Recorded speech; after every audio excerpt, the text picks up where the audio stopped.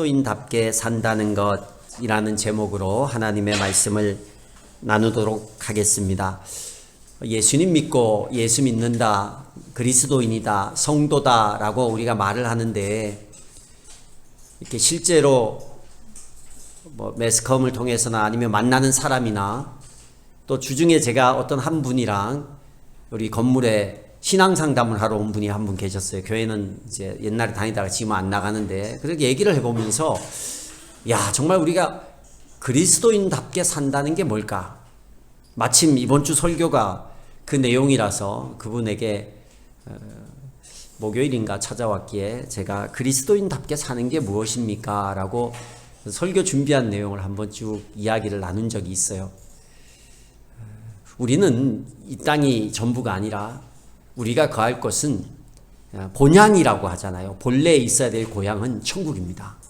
그리고 그 천국 시민으로서 이 땅 가운데 하나님께서 우리에게 사명을 맡겨주시고 잠시 이 땅에 머물게 했는데, 이 땅에서 너희가 그리스도인 다움을 보이라, 그리스도인 다움을 세상 가운데 보이라고 남겨주셨어요. 그리고 제자들에게도 그것을 많이 가르쳐줬어요. 근데 제자들이 우리는 성경을 통해서 아니까 그렇게 더 잘 살 수 있는데 제자들은 아직 그걸 잘 몰랐습니다. 여기 원래 오늘 본문에 보면 20절부터 이렇게 읽어야 돼요. 20절을 제가 읽어드리면, 그때 세베대의 아들들의 어머니가 아들들과 함께 예수께 다가와서 절하며 무엇인가를 청하였다. 이게 뭘 청했냐면, 이들도 예수님의 말씀을 듣고 주님의 나라가 임한다고 했는데 우리가 생각하는 그 천국이 아니라 이 땅에서 주님의 나라가 임하는 줄 알았어요. 그러니까 예수님이 대통령이 되는 거, 예수님이 나라의 임금이 되는 것을 생각한 거예요. 근데 자기 아들들이 예수님의 이제 제자니까 이 제자들도 뭔가 한 자리가 했으면 좋겠는 거예요. 그래서 예수님께 얘기를 하는 거예요. 당신의 나라가 임하면 내 아들, 이제 나의 이 두 아들을, 하나는 선생님의 오른쪽에, 하나는 선생님의 왼쪽에. 여러분, 오른쪽 왼쪽이 뭐예요? 우의정 좌의정이야. 그러니까 1인자가 예수님이면 2인자 3인자를 만들어 달라는 거예요. 높아지고 싶고, 뭔가 명예를 얻고 싶고, 뭔가 권력을 누리고 싶고, 그런 거 하라는 거예요. 근데 이게요, 사람의 마음에 있는 그 욕구 중에 하나가 이 명예욕, 권력욕이 엄청납니다. 그렇게 예수님 옆에서 교육을 받았는데도 그 엄마가 내 자녀들을 이렇게 오른쪽 왼쪽에 세우라고. 목사님들 중에도 어제 우리 목장 준비하다가 잠깐 우리 대화를 나눴는데, 목사님 중에도 처음에 본 마음은 주님 뜻대로 또 이렇게 열심히 해야겠다라고 살아가다가 교회가 안정이 되고 커지고 이렇게 별로 현실, 삶의 현장 가운데서 떨어져 있다 보니 시간이 지날수록 명예욕이 생기고 권력욕이 생기는 거예요.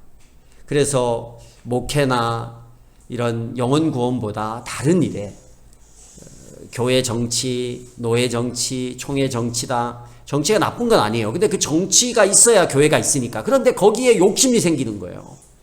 못 내려놓는 거예요. 그러다 어디까지 가요? 나라에 대해서. 목사님이 그냥 목사를 떼고 정치를 하면 괜찮은데 목사를 붙이고 우파니 좌파니 가서 선거 운동을 하고 막 이러는 거예요. 이게 다 뭡니까? 한 자리 준다라는 거예요. 저도 한 자리 준다라고 연락이 많이 와요. 여러분, 별일 없는 이런 부천의 이 작은 교회의 목사인데도 불구하고 선거 때마다 한 자리 줄 테니까 이렇게 이렇게 얘기하시라고 문자가 오고 연락이 오고, 그럼 무슨 위원 준다고. 때나 개나 다 주는 이 부천의 이 상가에 있는 이름도 없는 그런 목사한테도 주는 그 한 자리가 뭐 그렇게 대단하라고. 아무나 다 주는 거가 아닐 거예요. 아무나 다 주는 거잖아요. 이런 작은 교회 목사도 주는 거면. 근데 거기에 목을 매는 사람들이 있는 거예요. 그게 뭐예요? 우리 인간의 이 자리에 대한 욕심이라는 거예요. 여기에서 예수님이 이야기가 나왔어요. 야, 너희가 그렇게 사는 게 그리스도인의 삶이 아니야. 그러면서 오늘 읽은 말씀, 너희 중에 27절에 보면 으뜸이 되고자 하는 사람은 너희의 종이 되어야 된다. 다 다 으뜸이 되고 싶고 다 높아지고 싶고 다 특별한 명예들을 누리고 싶어 해요. 근데 그게 으뜸이 아니야. 하늘나라에서 제일 앞에 서서 여기에서 여러분 우리가 어떤 명예를 취하고 어떤 자리를 취하는 거는 불과 몇십 년 못 취하는 거예요. 영원한 본향에서 그때 자리가 중요하잖아요. 그때 예수님 오른쪽에 앉고 그때 왼쪽에 앉아야 하고 그때 앞에 앉아야지.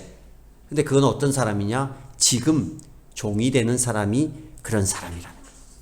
그래서 초대교회의 성도들의 삶을 제가 살펴봤어요. 성경에 보니까 초대교회의 성도들의 삶은 사도행전에 자세히 나와 있습니다. 근데 우리가 많이 읽었지만 사도행전 2장에 보면 이런 얘기들이 나와요. 지금 우리 생각으로는 있을 수 없는 모습이 초대교회의 교회의 모습이에요. 어떤 모습인지 읽어드릴게요. 2장 44절에서 47절까지. 믿는 사람은 모두 함께 지내며 모든 것을 공동으로 소유하였다. 여기까지 읽으면 공산주의하고 비슷해요. 그들은 재산과 소유물을 팔아서 모든 사람에게 필요한 대로 나누어 주었다. 그리고 날마다 한 마음으로 성전에 열심히 모이고 집집이 돌아가면서 빵을 떼며 순전한 마음으로 기쁘게 음식을 먹고 하나님을 찬양하였다. 그래서 그들은 모든 사람에게 호감을 샀다. 주님께서는 구원받는 사람을 날마다 더하여 주셨다. 아멘. 공산주의는 나라에서 구분해서 다 있는 재산을 뺏어서 구분해서 똑같이 나눠주는 거예요. 근데 성경의 초대교회는 그게 아니에요. 내가 기쁨으로 내 것을 필요한 사람을 위해서 내 것이 없는 게 아니에요. 공산주의는 내 것이 없는 거잖아요. 내 것이 있음에도 불구하고 내 것을 다른 사람을 위해서 기꺼이 나누는 삶들이 있었어요. 기꺼이. 이 본문 44절에서 47절에는 두 가지가 핵심인데 하나는 하나님을 찬양하였다라는 거예요. 하나님을 예배하는 모임이 있었고 성전에 모이는 하나님 중심의 모임이 있었고 또 하나는 지체들을 섬기는 모습이 이 초대교회의 특징이었어요. 교회의 정체성이 뭐냐? 교회라고 모였는데 예배가 없으면 교회가 아닌 거예요. 그죠? 예배가 없는데 무슨 교회예요? 교회의 정체성은 예배인데. 그리고 또 하나, 교회라고 모여서 예배는 드리는데 섬기는 모습이 없어요. 교회 아닌 거예요. 교회의 껍데기인 거예요. 껍데기. 내 것을 나누고. 저도 이렇게 주중에 지난주인가 언제 이게 교회에 락스가 없어가지고 락스를 주문해서 왔더니만 누가 또 락스를 사놨더라고. 누군지도 모르게 락스도 사놓고 뭐 교회에 이것저것 사놓고 청구를 하라고 그렇게 음식도 여기 식당에 뭐 하면 청구를 하세요. 여러분 하시라고. 근데 하라고 했는데도 하는 분도 있지만 또 안 하고 자기가 하는 분도 많고 뭘 먹을 거를 그렇게 다 사다 놓고 뭘 필요한 걸 사다 놓고 이분들이 돈이 많나 이게 한두 푼 드는 게 아닌데 너무 감사한 거예요. 교회 안에는요 누군가 필요가 보이면 그것을 섬기는 사람들이 내가 전 재산을 막 다른 사람을 위해서 줄 수는 없어도 할 수 있는 것들을 섬기는 모습이 있어야 교회지. 교회 와서 예배는 드렸는데 다 챙겨가는 거야. 내 것 챙겨가는 거야. 교회 와서 누가 과자 사놓으면 다 챙겨가고 사탕 사놓으면 다 챙겨가고 교회 오면은 스틱 커피가 다 없어지고 그런 교회 있다니까요. 누구는 먹으라고 성도 먹으러 갔다 왔는데 누구는 갈 때 집에 한 움큼 빼서 주머니 넣고 가는 사람들이 있어. 교회는 가져가는 게 아니라 교회는 나누는 게 교회의 정체성이에요. 이게 원래 초대교회의 모습이 그랬어요. 특별히 여러분 바나바 같은 사람은요. 사도행전 4장에 바나바가 나오는데 거기에서도 이런 구절이 있어요. 4장 32절부터 37절에 보면 많은 신도가 여기도 성도에 대한 얘기가 나와요. 많은 신도가 다 한 마음과 한 뜻이 되어서 아무도 자기 소유를 자기 것이라고 하지 않고 모든 것을 공동으로 사용하였다. 사도들은 큰 능력으로 주 예수의 부활을 증언하였고 사람들은 모두 큰 은혜를 받았다. 그들 가운데는 가난한 사람이 한 사람도 없었다. 땅이나 집을 가진 사람들은 그것을 팔아서 그 판돈을 가져다가 사도들의 발 앞에 놓았고 사도들은 각 사람에게 필요에 따라 나누어 주었다. 키프로스 태생으로 레위 사람이요 사도들에게서 바나바 곧 위로의 아들이라는 뜻의 별명을 받은 요셉이 이 사람이 바나바예요. 자기가 가지고 있는 밭을 팔아서 그 돈을 가져다가 사도들의 발 앞에 놓았다. 이런 일들이요 비일비재하게 많은 사람이 그렇게 했는데 특별히 바나바라는 사람 요셉이라는 이 사람을 한 사람 콕 집어서 예로 든 거예요. 많은 사람이 이 사람이 안타까우면 내가 할 수 있는 선에서 그 사람을 위해서 돕고 섬기고 사랑하고, 이 섬기는 모습, 이 사랑의 모습, 그냥 강제에 의해서 섬기는 게 아니라 사랑이 바탕이 된 이 섬김이 교회의 모습이었어요. 초대교회의 모습이, 그리스도인들의 사는 사람의 모습이었어요. 왜 이랬을까요, 이 사람들이? 예수님이 그랬어요. 예수님의 삶의 방식이 뭐예요? 오늘 읽은 이 본문의 말씀, 그러나 너희끼리는 그렇게 해서는 안 된다. 서로 으뜸이 되려고 할 때 너희 가운데 위대하게 되고자 하는 사람은 누구든지 너희를 섬기는 사람이 되어야 한다 라고 말씀하시고, 예수님은 어땠어요? 십자가에서 다 섬겼어요. 예수님의 삶이 어땠어요? 예수님이 공생의 3년 동안 도움이 필요한 자리에 언제든지 예수님은 달려갔어요. 마태복음 25장 40절에 임금이 그들에게 말하기를 내가 진정으로 너희에게 말한다. 너희가 여기 내 형제자매 가운데 지극히 보잘것없는 사람 하나에게 한 것이 곧 내게 한 것이다 할 것이다. 이렇게 말씀하시면서요, 비유로 말씀하시면서 예수님은 약하고 도움이 필요한 사람들, 과부들, 병든 사람들, 정서적으로 이상한 사람들, 복음이 필요한 사람들, 변화가 필요한 사람들, 이 사람들한테 가서 실제적으로 먹고 마실 거 필요를 채워줘요. 오병이어 채워줘요. 다 채워주고 고쳐주고, 그리고 뭐예요? 복음을 전하는 거예요. 그래서 여러분, 그리스도인들의 삶의 방식은 그래 섬기며 사는 게 옳다 여기서 끝나는 게 아니에요. 그리스도인의 삶의 방식은, 이 섬김은 예수님의 명령입니다. 따라해 봅시다. 섬김은 예수님의 명령이다. 요한복음 13장에 보면 세족식의 장면이 나옵니다. 주이며 선생인 내가 너희의 발을 씻겨 주었으니 너희도 서로 남의 발을 씻겨 주어야 합니다. 씻으세요가 아니에요. 씻겨 주어야 한다. 내가 너희에게 한 것과 같이 너희도 이렇게 하라고 내가 본을 보여준 것이다. 너희도 이렇게 하라고, 이렇게 좀 해주세요, 이렇게 하면 좋아요, 이렇게 하면서 살아요가 아니라 이렇게 하라고 내가 본을 보여줘. 세족식부터 약한 사람 챙기는 것부터 생명을 내어넣어서 십자가 지는 모든 것을 우리 보고 그렇게 하라고 본을 보여준 거예요. 그게 그리스도인의 삶의 방식이 되어야 된다는 거예요. 예수 믿고 천국 가는 것, 이 단순한 건 이미 받은 거잖아요. 그러면 이 땅에서 어떤 모습으로 살아야 되냐? 예수님이 우리 보고 하라고 본을 보여준 모습대로 하라는 거예요. 그게 뭐예요? 세족식이에요. 섬겨주는 거예요. 안 닦아도 되는 그 발을 닦아주는 거예요. 그래서 여러분, 우리에게 그리스도인들의 냄새가 나고 향기, 냄새라고 좀 이상한데 그리스도인의 향기가 나고 빛이 나고 그리스도인답다라는 게 뭐냐? 세상을 바꿀 수 있고 변화시킬 수 있는 그 능력이 뭐냐? 이 섬김의 모습이 있는 거예요. 그냥 해도 되고 안 해도 되는 게 아니라 삶에서 이 방식이 되어야 되는 거예요. 얼마나 힘들어요. 우리 요즘에 가면 자기가 옳음을 주장하고 정당성을 주장하고 내가 당연히 누려야 될 권리에 대해서 그걸 누리려고 차지하려고 그게 침해되면 얼마나 우리 분노가 치밀고 내 정당성을 주장하기 위해서 말이 거칠어지고 사람들하고 막 그래요. 그 일반 세속의 문화예요. 그냥 그게 옳은 거예요. 세상 사람들에게 옳은 거예요. 그래요. 맞아요. 인정합니다. 그러나 그거는 세상 사람들의 삶의 방식이에요. 내 권리가 침해받았을 때 내가 손해볼 상황에서 그것과 싸워서 쟁취하는 거, 세상 사람의 삶의 방식이에요. 그러면 그리스도인이 세상 사람의 삶의 방식하고 똑같으면 그게 무슨 그리스도인이냐고요. 세상 사람들이지.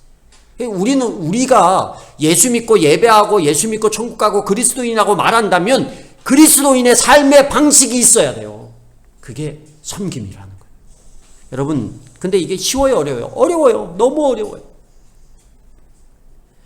성경을 보면 참된 이 성경의 원리가 내가 섬김을 잘 하려면, 섬김을 잘 하려는 삶을 살려면 내 의지로 안 되더라고요. 성격도 있고 내가 살아온 방식이 잘 안 바뀌어요. 그래서 보니까 예수님을 제대로 만나면 그 안에서 그 은혜가 있으면 섬김이 나와요. 그래서 저는 참된 섬김은 하나님과의 관계에서 나온다고 말하고 싶어요. 하나님과의 관계가 진실되고 깊으면요, 용서 못할 것도 용서되고 못 섬길 것도 섬기게 되는 거예요. 자기 의에서 나온 섬김은 보상이 따라야 유지가 됩니다. 그래서 우리가 섬기되 자기 의에서 나온 섬김은 한계가 있고 길게 가지 않아요. 그래서 참된 섬김은 자기 의가 아니라 하나님과의 관계예요. 관계. 예배가 제대로 세워지고 기도가 제대로 세워지고 말씀 묵상이 제대로 세워질 때 그 가운데서 하나님이 깨닫게 함이 있어요. 그래야 성경이 말하는 섬김이 우리 안에 나와요. 어떻게 바나바가 많은 사람이 내 땅을 팔고 집을 팔아서 사도들의 발 앞에 내어놓아서 다른 사람을 위해서 쓰라고 말할 수 있었을까요? 안 돼요. 자기 의로 했던 아나니아와 삽비라, 자기 의로 하니까 내가 해야지, 나도 바나바처럼 해야지 그랬어요. 그러고는 갔어요. 팔았어요. 팔고 딱 가지고 오는 순간에 이미 마음이 자기 의지로 하니까 본전 생각이 나는 거예요. 보상 심리가 나오는 거예요. 아, 이거 굳이 다 하겠다고 해놓고 반만. 그거는 전혀 칭찬받지 못하는 거예요. 그래서 예배 때 이렇게 말씀을 듣는 게요, 오늘 듣는 게, 오늘 하나님이 내게 주는 감동이 진짜인 거예요. 근데 그걸 이제 가다가 자꾸 이게 내 의지로 내가 또 내 방식으로 살다 보면 이게 사라져 버리고 없어져 버리는 거예요. 오늘 주는 마음을 계속 묵상하고, 내 삶 가운데 하나만이라도 그걸 생각하면서 그렇게 하려고 기도하고 그 하나님 앞에 내가 헌신하고 이러면서 섬김의 단계가 하나하나 깊어져 가야 되는 거예요. 근데 그냥 남들이 하니까 나도 해야지, 이건 한계가 있어요. 은혜로, 기도로, 말씀으로 하나님이 주는 참된 섬김을 하나님과의 관계 안에서 찾아내야 초대교회처럼 살아갈 수 있는 거예요. 여러분, 리차드 포스터라는 사람이 쓴 영적 훈련과 성장이라는 고전이 있습니다. 책 두껍기 한 요만해요. 읽어보신 분? 이거를 안 읽어보셨어요? 요즘에는 책을 이렇게 많이 안 읽더라고요. 저 처음 신앙생활 할 때는 목사님, 전사님이 의무적으로 막 한 달에 한 권씩 책을 이렇게 강제로 읽혔어요. 한 목사님은, 그때 전사님은 그런 방법을 쓰더라고요. 내가 매달 좋은 책을 소개해 줄 테니까 그걸 10%씩 싸게 사와서 여러분한테 줄 테니까 여러분은 정가에 사라고. 그럼 그 10%는 누구 거야? 본인 거야. 대신 그 10% 금액 가지고 내가 더 많은 책을 사봐서 좋은 책을 추천해 주겠다고. 그래서 우리가 흔쾌히 그렇게 했어요. 그래서 우리는 정가에 사고 그분은 10% 싸게 와서 그 10%를 가지고 나머지, 전사니까 돈이 없으니까 그렇게 해서 책을 여러 권 사서 읽어보고 그 중에 좋은 책을 계속 추천해 주더라고. 그래서 책을 많이 읽었던 것 같아요. 요즘엔 목사님 신앙서적을 잘 안 읽죠. 근데 이 고전은 꼭 읽어보시면 되게 도움이 되는 리차드 포스터의 영적 훈련과 성장이라는 책입니다. 이렇게 계속 인쇄가 계속돼서 지금까지도, 최근에도 계속 인쇄가 되는 책이 오래된 책인데, 근데 거기 보니까 이 목사님이 그리스도인의 섬김의 방식을 9가지로 정리를 해놨어요. 그래서 제가, 그거는 고전이기 때문에 그 9가지에 대해서 여러분과 짧게 나누고 말씀을 마치도록 하겠습니다. 9가지 중에 첫 번째는 뭐냐면 숨은 섬김의 방식이 있대요. 숨은 섬김. 그래서 우리는 보통 섬길 때 자기가 높아지고 인정받고 교만으로 이렇게 그렇게 섬겨서 교만해지는 경향이 있다라는 거예요. 그래서 우리가 되도록이면 숨어서 오른손이 하는 일을 왼손이 모르게 타인을 섬기는 모습이 우리에게 필요하다는 거예요. 그래서 우리 교회는 그런 숨은 섬김이 많은 것 같아요. 저는 아직도 궁금해요. 전자레인지를 누가 사다 놨을까? 전자레인지가 고장이 났는데 누가 바꿔놨어요. 한두 푼도 아닌데. 저는 자꾸 이렇게 알려고 하고, 제가 알려고 하는 이유는 그래도 목사 마음에는 이렇게 고맙잖아요. 제 전자레인지는 아니에요. 여러분 다 쓰는 거. 제가 전자레인지 좀 더 쓸 수 있는데 잘 안 써요. 전자레인지 돌리는 건. 근데 이렇게 고맙다고 표현하고 싶어서 알려고 하는 거지, 숨은 걸 막 찾아내서 뭐 이렇게 광고하고 싶은 그런 건 아니에요. 근데 이렇게 숨어서 오른손이 하는 일을 왼손이 모르게 하는 게, 우리는 몰라도 누구는 아니야. 하나님은 아시는 거예요. 그래서 여기에서 상을 다 받고 칭찬받고, 제가 칭찬하는 건 괜찮지만 뭐 하나 했다고 여기 와서 다 박수받고 인정받으면 이미 그가 그 상을 여기서 다 받은 거예요. 하늘의 상이 없어진다라는 거예요. 숨어서 섬기는 거예요. 우리가 여기를 옮길 때 여러분 무명으로 헌금했습니다. 건축헌금을, 이게 건축헌금을 뭐 해도 되고 안 해도 되고 나와도 되고 안 나와도 되는 상황이 뭐 무명으로 할 수 있어요. 그러나 우리는 건축원금이 없으면 교회를 못 사는 이런 상황이었어요. 근데 무명으로 해요. 여러분, 이름 쓰는 거랑 안 쓰는 거랑 헌금 액수가 많이 달라집니다. 실제적으로 그래요. 교회에서 헌금하면 강단에서 이름을 불러주고 안 불러주고에 따라서 헌금 액수가 어마어마하게 차이가 나요. 우리 교회는 안 불러줘요. 대부분의 교회는 불러주거든요. 그래서 저는 하나님 앞에 상을 좀 받았으면 여러분이 하늘의 상을 받고 또 교회에 분란이 없기를 바라서 무명으로 하라고 했어요. 근데 정말 다 감사하게 무명으로 해주세요. 딱 한 사람만 계좌이체하는데 자기 이름이 들어가서 본의 아니게, 자기는 모를 거예요. 그러나 본의 아니게 재정부에서 알게 되는 숨은 섬김. 그거 하늘의 상이 있거든요. 하늘의 상. 두 번째는 뭐냐면 리차드 포스터가 작은 섬김이래요. 여러분, 우리는 헌금 많이 하고 큰 섬김, 제가 헌금할 때 무명 봉투로 하되 아이들도 다 10,000원이라도 100원이라도 하라고 했어요. 똑같거든요. 하나님 보시기에는 크게 할 수 있는 사람이 크게 하고 작게 할 수 있는 사람이 작게 해도 하나님이 그 일에, 그 어마어마한 주의 일에 동참하는 것은 똑같다라는 거예요. 도르가라는 성경의 여인이 죽자 많은 사람이 그 여인의 죽음을 애도하며 살려주기를 간청했어요. 그래서 그가 살아나잖아요. 왜 그랬어요? 큰 일을 했습니까? 아니에요. 이 여인이 가부들, 불쌍한 사람들의 속옷, 옷 자기가 할 수 있는 그 재능 있잖아요. 그걸로 옷 만들어서 입히는 일을 했어요.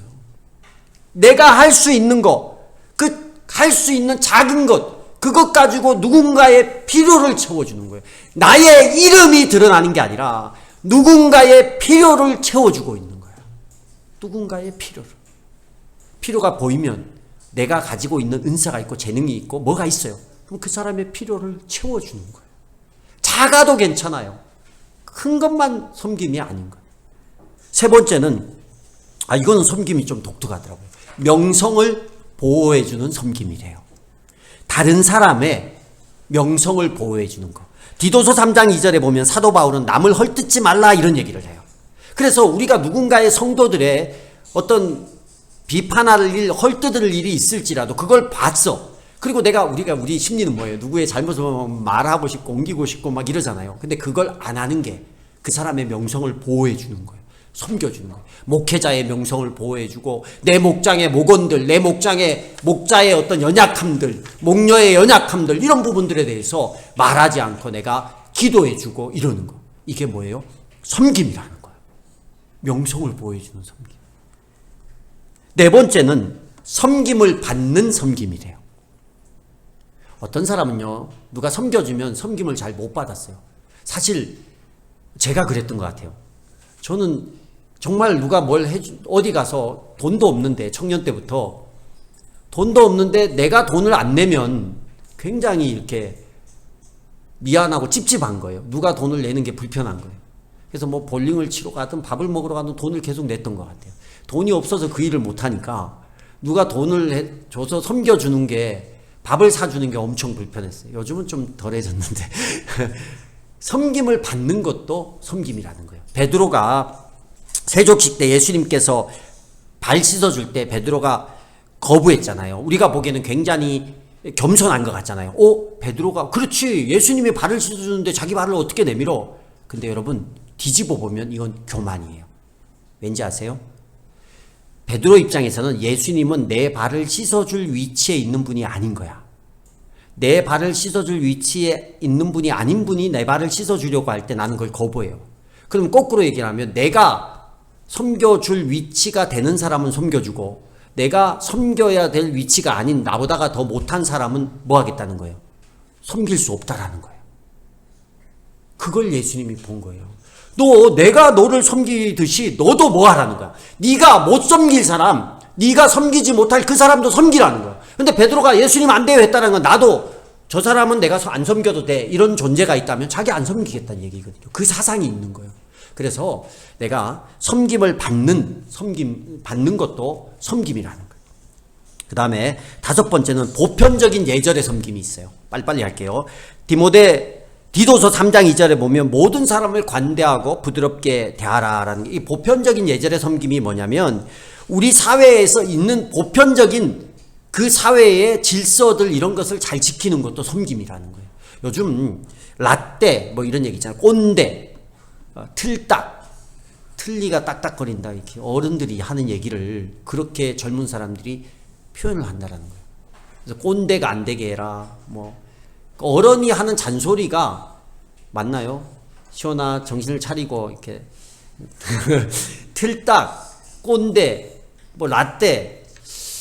그래서 그런 얘기를 젊은 사람들한테 뭔 얘기하기가 되게 이렇게 어렵더라고요. 근데 그게요, 여러분, 먼저 산 사람이 이렇게 말해주는 것도 들을 수 있는, 그걸 좀 귀담아 들을 수 있는 이런 게 보편적인 예절이에요. 그 예절을 지키는 게 어렵죠, 아이들, 젊은 사람들. 근데 그게 섬김이라는 거예요. 여섯 번째는 대접하는 섬김이 대접. 이거는 여러분 우리가 잘 아는 베드로가 서로 대접하기를 원망 없이 하라고 베드로전서 4장 9절에 이렇게 말하고 있습니다. 그래서 초대교회는 대접하는 게 자연스러웠어요. 근데 초대교회에 식당 이런 문화가 있었을까요?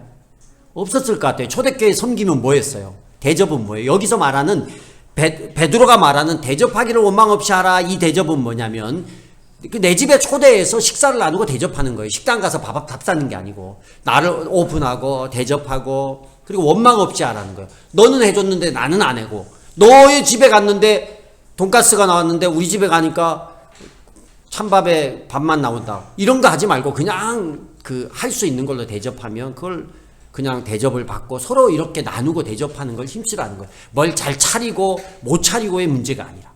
그리고 일곱 번째는 경청하는 섬김이래요.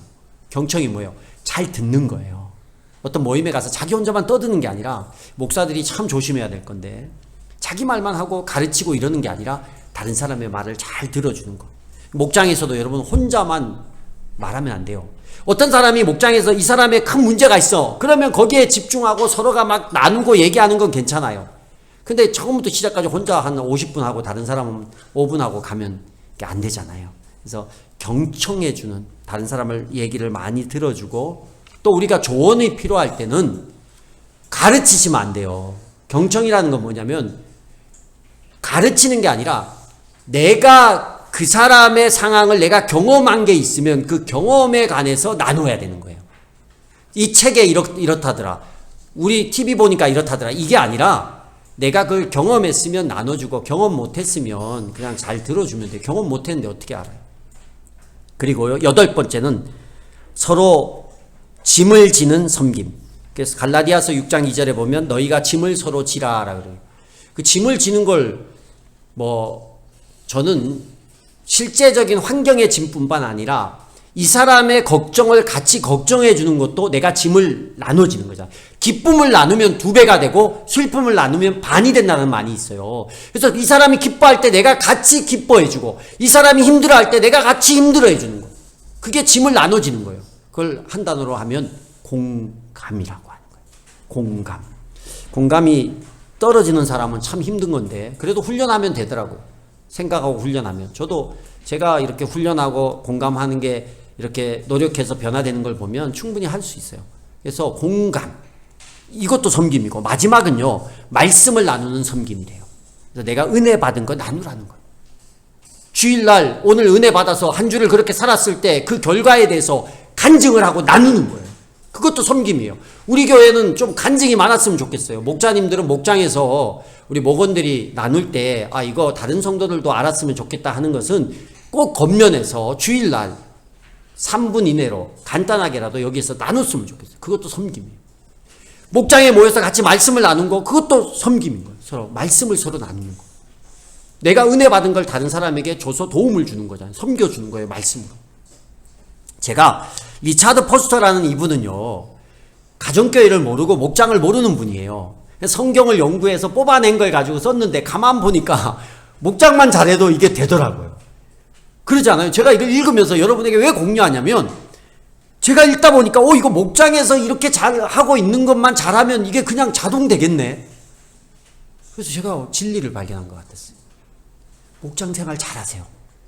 목장 생활을 이렇게 잘하시면 이게 체질이 되고 습관이 되고 변화가 되면 세상 가운데서도 그렇게 사는 거예요. 그리고 목장 생활을 잘하면 내가 그리스도인의 삶의 방식으로 지금 어떻게 하는 거예요? 살아가고 있다라는 거예요. 너무 좋더라고요. 그래서 여러분, 이 목장이 중요하다는 것을 다시 한번 저는 느꼈고, 그 안에서 그리스도의 섬김을 배우고 그리스도인의 삶의 방식으로 살면 우리 삶 가운데 자연스럽게 하나님이 주신 사명이 이루어진다라는 거예요. 다른 것 자랑하지 마시고 내가 이렇게 잘 섬겼다, 이런 거, 이 섬김의 삶이 주님 앞에서 자랑이 되고, 다른 거 이런 것 때문에 한탄하거나 불평하지 말고 섬김이 내 안에 없음을 한탄하고 우리가 안타까워해야 됩니다. 그래서 이 그리스도인의 삶의 방식으로 잘 살아서 추수감사절에는 우리 주위의 VIP들이 우리 교회에 많이 모이고, 또 그들이 왔을 때 이 교회는 뭔가 좀 다르구나, 이런 모습을 실제적으로 느끼고 갈 수 있는 그런 우리의 삶이 되고 삶의 방식이 되고 또 한 주간의 삶이 될 수 있기를 주의 이름으로 축복합니다.